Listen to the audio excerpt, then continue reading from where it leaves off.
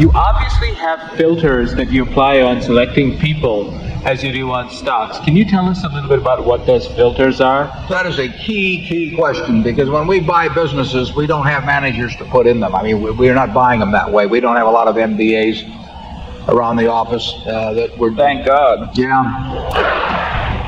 That I have not promised that they're going to have all kinds of opportunities. So, as a practical matter, we need management with the businesses that we buy. And 3 times out of 4, or thereabouts, the manager is the owner and is receiving tens of millions, maybe hundreds of millions of dollars. So they don't have to work. And we have to decide in that time when we meet them whether they love the business or love money. And we're not making a moral judgment.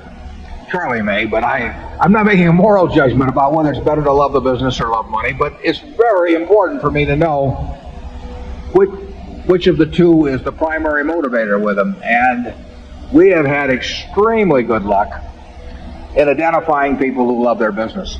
So all we have to do is avoid anything that, on our part, that diminishes that love of the business or makes other conditions so intolerable that they overcome that love of the business. And we have a number of people working for us that have no financial need to work at all, and they probably outwork 95% or more of the people in the world, and they do it because they love smacking the ball. And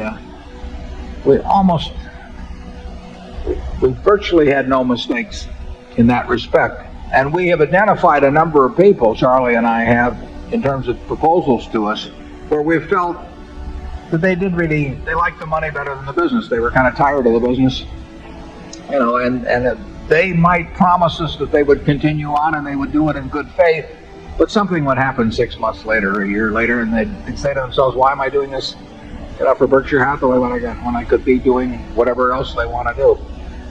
I can't tell you exactly what filter it is that we put them through mentally, but I can tell you that if you've been around a while, I think you can have a pretty high batting average in coming to those conclusions, as you can about other aspects of human behavior. I'm not saying you can take 100 people and take a look at them and analyze their personalities or anything of the sort. But I think when you see the extreme cases, the ones that are going to cause you nothing but trouble, or the ones that are going to bring you nothing but joy, I think you can identify those pretty well. Charlie? Well, yeah, I think it's pretty simple. You've got integrity, intelligence, and experience, and dedication.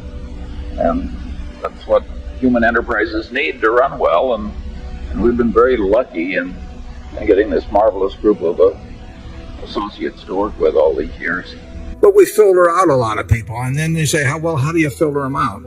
I would say, and I think Charlie will agree with this, people give themselves away fairly often, and maybe it does help to have been around as long as we have, in seeing the various ways they give themselves away.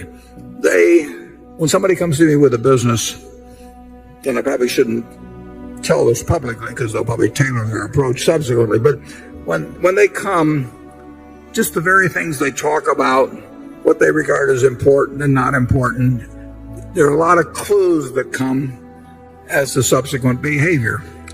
And like I say, we've really had a batting average I wouldn't have thought we would have had in the people that we've joined with, but it hasn't been 100%. It's been well above 90, and I get asked that,